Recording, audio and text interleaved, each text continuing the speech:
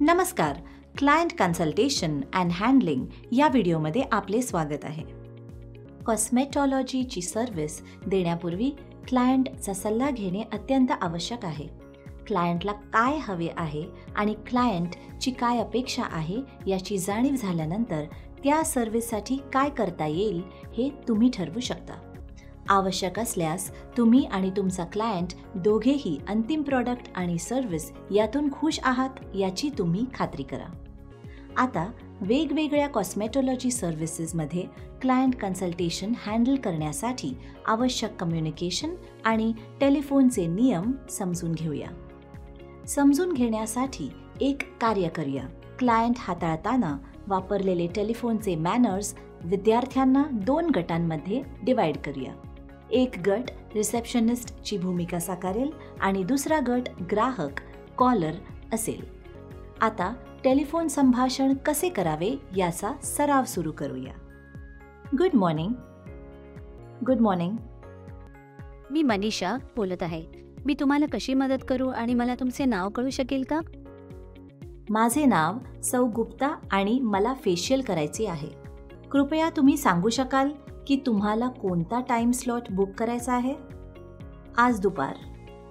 तुम्हाला त्रास दिल्याबद्दल क्षमस्व. श्रीमती गुप्ता, तो स्लॉट ऑलरेडी बुक्ड आहे. तुम्हाला उद्या यायला आवडेल का? हो, ठीक आहे. मला त्या तरुण मुलीकडून ट्रीटमेंट करून घ्यायची आहे. तुम्हाला मिस डेझी म्हणायचे आहे का? होय, मी मिस डेझीबद्दलच बोलत आहे. ठीक आहे, आम्ही मिस दीक्षाला तुमची ट्रीटमेंट देण्याची व्यवस्था करू. ठीक आहे, मग मी उद्या तिथे असेन. धन्यवाद. श्रीमती गुप्ता, येथे काही सूचना आहेत. कृपया तुमचे नाव सांगा असे बोलून कोण कॉल करत आहे याची चौकशी करा. धन्यवाद, माफ करा सारख्या शब्दांचा वापर करा. विनंती केलेली माहिती सहज उपलब्ध नसल्यास मला तुमच्यासाठी माहिती मिळेपर्यंत तुम्ही कृपया होल्ड करा असे म्हणण्याइतके विनम्र व्हा. कॉल दरम्यान इतर कोणाशी बोलणे टाळा. लोकांशी बोलताना त्यांच्या आडनावाचा वापर करा. फोनवर चांगली छाप पाडण्यासाठी फोनला उत्तर देण्यापूर्वी दीर्घ श्वास घ्या. आवाज स्पष्ट ऐकू येईल याची काळजी घ्या. हेअर रिमूव्हलची सेवा करण्यापूर्वी ग्राहकाने आरोग्य तपासणी फॉर्म भरला पाहिजे आणि यासारखी परिस्थिती ओळखा. खूप संवेदनशील त्वचा किंवा सनबर्न, पस्ट्यूल्स किंवा पेप्यूल्स असणे, अलीकडील बोटॉक्स, कोलॅजन इंजेक्शन्स, कॉस्मेटिक किंवा रिकन्स्ट्रक्टिव्ह शस्त्रक्रिया, काही त्वचेच्या परिस्थितीसाठी घेत असलेले औषधांचे सेवन. सर्व्हिस रेकॉर्ड कार्डवर ॲलर्जी किंवा संवेदनशीलता लिहा आणि हायलाईट करा. ग्राहकांनी प्रत्येक सेवेपूर्वी हेअर रिमूव्हलसाठी रिलीज फॉर्मवर स्वाक्षरी केली पाहिजे. मॅनिक्युअर ट्रीटमेंट सुरू करण्याआधी क्लायंटला ऑब्झर्व्ह करून रेकॉर्ड कार्डवर नोंदवा. कोणत्याही नखांच्या आजारासाठी किंवा इन्फेक्शनसाठी नखांना ऑब्झर्व्ह करा. तुमचे निष्कर्ष क्लायंटशी शेअर करा जेणेकरून ते उपचारासाठी त्यांचे मन तयार करू शकतील. ग्राहकाचा सल्ला घेतल्यानंतर नेहमी नखांच्या स्थितीनुसार उपचाराची सूचना करा. बऱ्याच सलूनमध्ये मॅनिक्युअरसाठी एक ठराविक जागा असते. जेथे क्लायंटला ट्रीटमेंट दिली जाईल तेथे सर्व साहित्य, टूल्स आणि प्रॉडक्ट्स सहज मिळतील याची काळजी घ्या.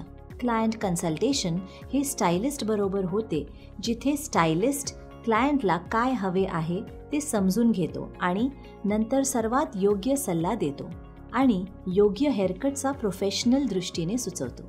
क्लिप किंवा टॉवेलच्या सहाय्याने चेहऱ्यापासून केस लांब करा. रुंद एरिया, अरुंद भाग आणि क्लायंटच्या फीचर्सप्रमाणे बॅलन्स करून योग्य तो हेअरकट सुचवा. लक्षात ठेवा, केस श्रिंक होतात. नेहमी ओले केस इच्छित लांबीपेक्षा पाव ते अर्धा इंच आणि कुरळे केस अर्धा ते 2 इंच जास्त कापा. भविष्यात रेफरन्ससाठी नेहमी क्लायंट रेकॉर्ड कार्ड भरा. क्लायंट कन्सल्टेशन प्रश्नांनी सुरू झाली पाहिजे जेणेकरून तुम्हाला तुमच्या क्लायंटला अपेक्षित लुक देता येईल.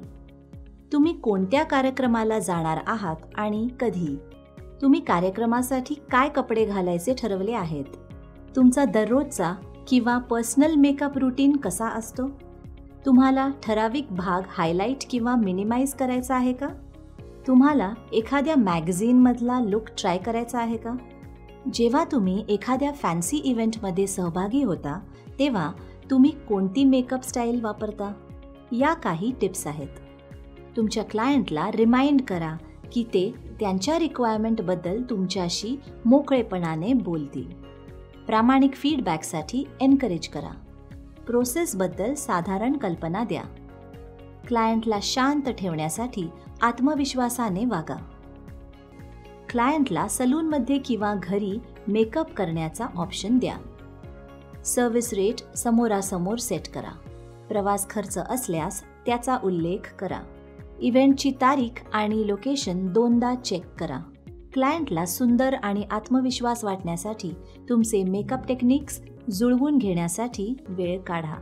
शेवटी एक समाधानकारक लुक तयार करण्यासाठी आत्मविश्वास बाळगा. क्लायंटची माहिती म्हणजे क्लायंटचे नाव, पत्ता हे क्लायंट कार्डमध्ये नोट करा. कोणतीही ॲलर्जी, विकार किंवा आजार असल्यास आधी चेक करा. क्लायंटच्या अपेक्षांबद्दल चर्चा करा. ग्राहकांच्या सल्ल्याने हेअरस्टायलिस्ट त्यांच्या क्लायंटचे इच्छित लुक समजून घेऊ शकतात आणि योग्य प्रॉडक्ट्स सुचवू शकतात. लक्षपूर्वक ऐकणे, नजरेला नजर देऊन क्लायंटशी बोलणे आणि हावभावाने पॉझिटिव्ह कनेक्शन ठेवणे आवश्यक आहे. खुर्ची खाली करा जेणेकरून क्लायंटचे आय लेवल स्टायलिस्टपेक्षा कमी असेल आणि त्यांना अधिक कम्फर्टेबल वाटेल. शेवटी त्यांच्या केसांबद्दल त्यांना विचारा. त्यांना काय आवडते आणि ते त्यांची काळजी कसे घेतात. सर्व्हिसला अपेक्षेपेक्षा जास्त वेळ लागेल का ते स्पष्टपणे सांगा आणि त्यांना बाथरूम दाखवून ठेवा. शेवटी क्लायंटला भेट दिल्याबद्दल त्यांचे आभार माना आणि त्यांचा फीडबॅक विचारा. या व्यतिरिक्त तुमच्या बिझनेस ग्रोथसाठी ग्राहकांना नेहमी रेफरल्ससाठी विचारा. आपण या व्हिडिओमध्ये खालील गोष्टींबद्दल शिकलो. क्लायंट कन्सल्टेशन करताना टेलिफोनचे नियम, ग्राहक हाताळण्यासाठी बेसिक कम्युनिकेशन स्किल्स, कोणत्याही ॲलर्जी किंवा सेन्सिटिव्हिटीसाठी क्लायंटची तपासणी करणे व सेवा रेकॉर्ड कार्डवर नोट, हायलाइट आणि डॉक्युमेंट करून ठेवणे, क्लायंटला ऑब्झर्व्ह करणे आणि वाटल्यास प्री ट्रीटमेंट असल्यास करणे, प्राथमिक प्रश्न विचारणे व क्लायंटच्या गरजा जाणून घेणे, डोळ्यांचा संपर्क राखून ठेवणे आणि लक्षपूर्वक ऐकणे, क्लायंटला कम्फर्टेबल वाटेल असे वातावरण ठेवणे, बिझनेस ग्रोथसाठी प्रोत्साहन देण्यासाठी क्लायंटला त्यांचा मौल्यवान फीडबॅक आणि रेफरल्स देण्यास सांगणे. आशा आहे की तुम्ही या व्हिडिओमधून काहीतरी नवीन शिकला आहात. धन्यवाद.